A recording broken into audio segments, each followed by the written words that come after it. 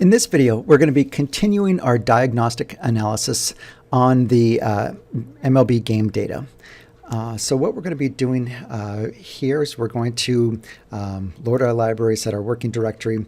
We're going to re-execute some of the same code just so that I can get that aggregated data so we can see the number of runs by team and season. So we're going to be re-executing some of the same code we did last time. So I'm going to quickly go through that so that we can just focus on our analysis of this aggregated data and some other data as well. So let's start off by setting our working directory. And we will load both tidyverse as well as scales. We need to use the scales library here. And then we're going to load our data into the data frame. And there we have our game data, 70,182 observations over 35 variables. And now we're going to do some data preparation where we're going to be aggregating our data so that for each team, I'll have the total number of runs that they scored for that given season. So that means I have to count the number of runs as a visiting team and the number of runs as a home team, and then put them together, merge those two together to come up with, for each team and season, how many runs total did they score during that season. So I'm going to go ahead and just execute this because this is the same code that we created in our previous exercise. So just copy that code and pasted it here. This is where we're setting up the visit runs data frame, the home runs data frame, renaming the columns. Now we're creating the teams data frame where we're going to be merging together the team, the season, and then the number of home runs plus the number of visited runs. And then we're going to go ahead and remove those extra columns and then remove the temporary data frames that we created, home runs, visit runs. All right, so now what we're going to do here is this final step is to create a new data frame called all runs. And this is going to be an aggregate from our teams data frame where we're going to look at the number of runs by team. That's what we do there. And then now we are going to rename the columns. So we have our data set up, and if we take a look at this teams data frame, we can see for each team and the season the total number of runs that were scored by that team. So Anaheim, 1997, they scored 829 runs. All right. So now we're going to do some diagnostic analytics here. We're going to create a bar plot so that we can take a look at the total number of runs by each team. All right, and again, our data is from 1990 to 2019. So we have our ggplot command.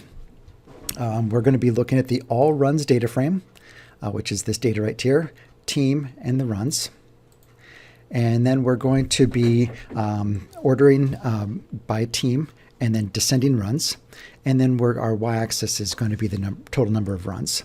This is going to be identified, so we're not adding values, we're simply displaying values. The title of the chart is going to be total runs during that time period. The X label is going to be team. The Y label is going to be total runs. And then we want to center the heading and put that into boldface. So Control Enter. And I have my plot here. Zoom in on that. And we can see the total of runs for each team. And during the time period of 1990 to 2019. This is the data that we're working with. So what we're able to do is aggregate not only by total runs per team per season, but now adding all those together. So during this time period of 1990 to 2019, we have the total number of runs scored for each of the teams during that time period. So here, what we would be able to do here is we're taking a look at this as maybe looking at why certain teams were more successful.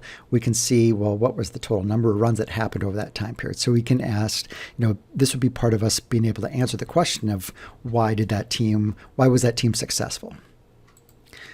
All right, so next we're going to take a look specifically at the Minnesota Twins.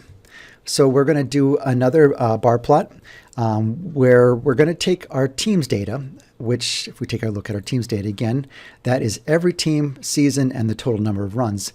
But we're not interested in every team. This time we're going to be just interested in the Minnesota Twins. So we're going to pull that team's data frame, but we're going to include only a subset. So our subset, we're saying which, where the team's team name is equal to MIN for Minnesota. And then what we're going to do is reorder this by season. And our x-axis is the season, the y-axis is the total runs, and we're going to do this in blue and give it in a title right here. And then our season labels, or our x-axis labels and our y-axis labels. And we're going to bold and center the title, but this time we're going to flip our coordinates. So that means that the x-axis, rather than on the horizontal axis, we're going to put that on the vertical axis. So if we do a Control-Enter, we can see this is the total runs by the Minnesota Twins from 1990 to 2019. And again, this would help us answer the question of why it happened, why the Twins were so successful, let's say in 1996 and 2019, because they scored a lot of runs. That could help us to answer those questions. All right, so now let's take a look at some relationship. The data that we're using for this example isn't great.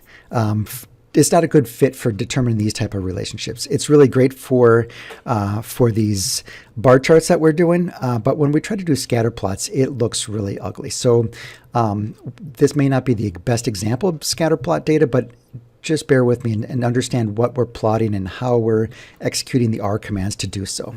So here what we're going to do is we're going to look at the potential correlation between attendance and the number of runs the home team scores. So we're hypothesizing that when you're the home team, you're more likely to score more runs if more people are in the stadium. Full stadium is going to motivate the team to score more runs, perhaps, but let's see if that's going to be the case. So this will be looking at why it happened. So we're going to do a scatter plot from our game data. What we're going to do is we're going to take our total attendance, but attendance was up to like 80,000. So what I want to do is, rather than having a y-axis, or excuse me, in this case, an x-axis that goes all the way up to 80,000, let's divide those by that value by 1,000 so that we have it up to then 80, from 0 to 80, so that we have a little bit smaller number on our x-axis. It's still going to plot the same data. It's just going to be a little bit more easier to read. So the y-axis is going to be our home score. The x-axis is going to be our attendance. And that's what we're doing right here. We're placing our labels there. We are going to be, in this time, we're going to be putting a value on there to indicate what the home score was. So each dot in our scatter plot is going to have a number associated with it.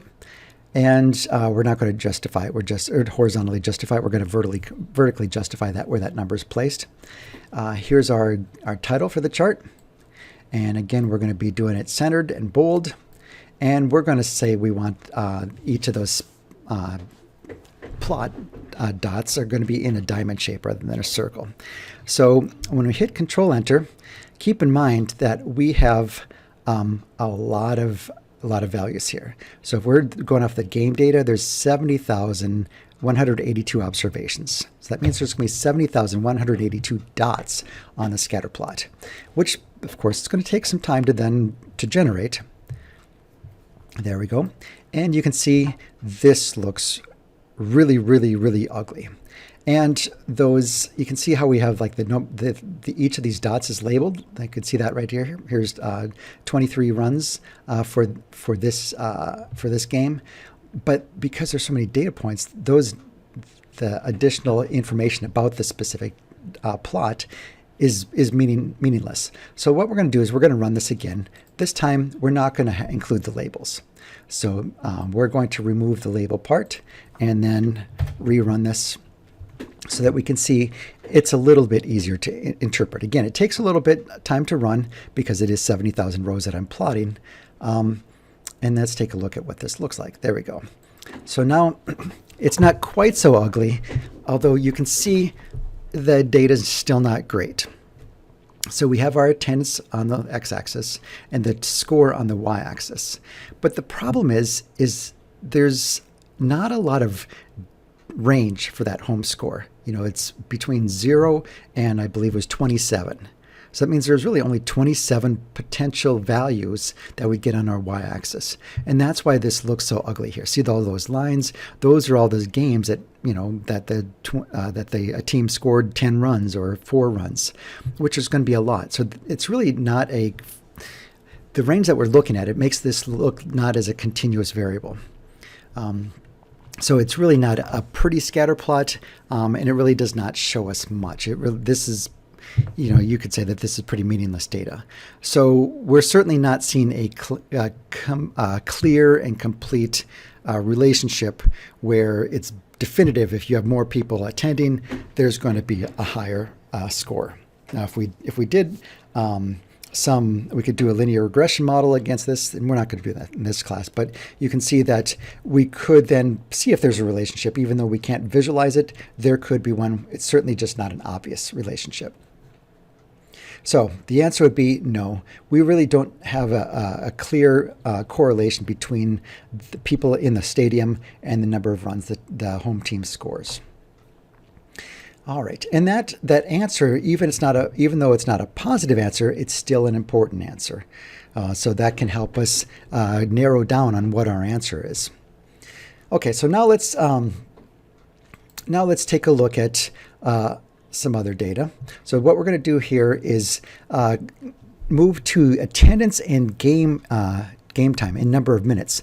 So whereas our last time with a home team score, we had kind of a very small range of values. If we take a look at minutes, the game length in minutes, we're going to have a little bit larger range. So this would be a better plot to look at. So attendance versus game time.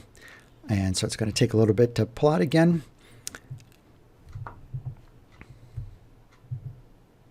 And we're still waiting. There we go. And you can also see that I did a smooth. So I'm putting a line in there so we can see if there is a relationship. And what we're seeing here, the plot looks better, right? So that we do have more of a true scatter. And we can see a relationship, a slight relationship. Again, we would want to do more of a quantitative analysis, doing a linear regression model to describe that relationship. But we certainly can see that there's a slight increase as attendance goes up, the game time goes up slightly. So this would be something, and we wouldn't use this plot to say, yes, there we go, there is a relationship. We could use this plot as a way to say, maybe we should look at this relationship. It looks like there could be one. So this would be more of a qualitative evaluation of a potential relationship. So what we're seeing is that there could be a potential relationship between attendance and the game time in minutes. The more people you have in the stadium, the longer the game seems to last. All right, going to switch directions now. So we're going to take a look at the winning record for the Minnesota Twins from the 1990 season to the 2019 season. And we're going to create a bar chart to show the number of wins that the Twins had for each of these seasons. Again, we would be looking at maybe trends in the Twins winning seasons over a period of time, so you can see what's happening. Let's say our attendance is going up, and we can see, well, why is that the case? So we could look at the number of wins that they had each of the seasons. So we're going to need to modify our game data. So we need to do is, and we did this in an earlier video, where we're going to be adding this winning team column to the game data to identify the name of the team that won. So if the home team won, we're going to insert the that home team name into the win team value in our data frame. So we're going to go ahead and Control Enter to run this. So now what we do is in our game data, I'm going to open this up and scroll all the way to the right. So you can see this is the team that won. Doesn't matter if it's the home team, visiting team, this is the team that won. So we needed to understand who won that game in order for us to be able to calculate the number of wins that the Twins had for each season.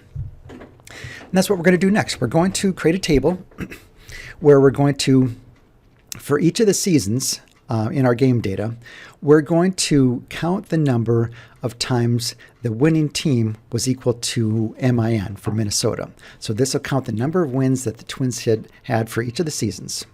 And I'll add those up. And then now what we're going to do is we're going to use that counts data, and we're going to sort it so that we're going to have the highest number of wins first, and then incrementally down from there. And we're only going to take a look at the top 10 most winning seasons. And we have a label for it, x-axis label, and we're going to color this in red. So here's our bar plot. And I'm going to zoom in so we can see all the X labels. So we can see that the 2019 season, where the Twins had the record number of home runs, that was actually our best season for the total number of wins since 1990. And then 2006 was the next second best, and 1991, the year they won the World Series, was in there as well. Which is funny that but remember, 1987 was before the period of data that we're looking at. So that's why we wouldn't see the 1987 season in here. So again, we're taking a look at the seasons, the more successful seasons where the Twins won more games. And this is the top 10 seasons there. All right. So now let's take a look. We're going to do another bar plot, and we're going to take a look at all seasons from 1990 to 2019. So rather than just taking a look at the top 10 seasons, we're going to take a look at all of them.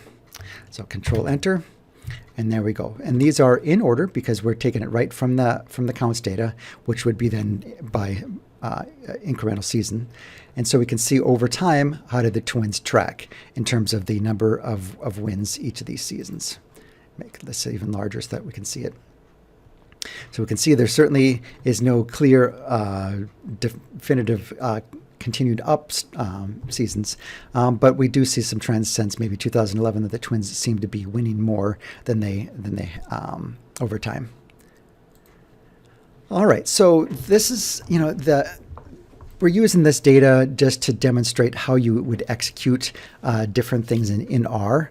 And that's really the whole goal of these videos. So while this may not be a perfect diagnostic analytics example, we are doing diagnostics types of questions, but working the best we can with our data. There's only every data set's going to be limited to what you can do.